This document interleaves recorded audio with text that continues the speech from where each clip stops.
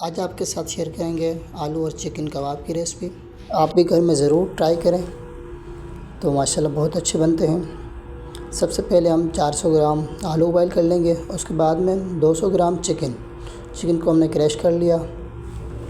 उसके बाद में हम 2 ब्रेड डालेंगे, हरी मिर्ची और प्याज कटी हुई, दस्त पे जायका नमक डालेंगे, आधा चम्मच सूखा धनिया का पाउडर, आधा चम्मच कूटा हुआ ज़ीरा, आधा चम्मच हम डालेंगे लाल मिर्च के, और आधा चम्मच चिकन टिक्का मसाला भी ऐड करेंगे। उसके बाद में 1 चम्मच सोया सॉस डालेंगे, 2 चम्मच कॉर्नफ्लोर के डालेंगे।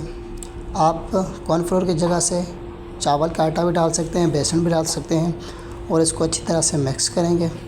आप भी घर में ज़रूर ट्राई करें और हमें कमेंट करके लाजमी बताएं आप किस कंट्री से देख रहे हैं। हमने अच्छी तरह से मिक्स कर लिया और हाथों को थोड़ा ऑयल लगा के टिक्कियाँ बनाएंगे।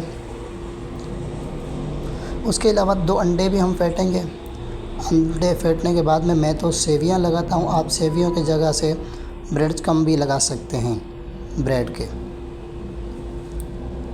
मैंने पतली सेवियाँ भी ली हैं और अंडा भी जो है वो फेंट लिया है। तो अंडे में डिप करके मैं सेवियों में करूँगा डिप।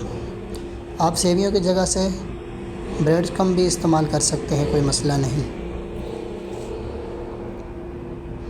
तो बिस्मिल्लाह हम स्टार्ट करेंगे फ्राई। तो देखते हैं कैसे हमारे कबाब बने हैं। हल्की आंच पर हम पकाएंगे। तो माशाल्लाह देखें कबाब बिल्कुल हमारे अच्छे बने हैं। आप भी घर में ज़रूर ट्राई करें और हमें कमेंट करके लाजमी बताएं आपके कबाब कैसे बनते हैं। तो माशाल्लाह हमारे कबाब रेडी हो चुके हैं। जज़ाकल्लाह, मिलते हैं एक नई वीडियो में।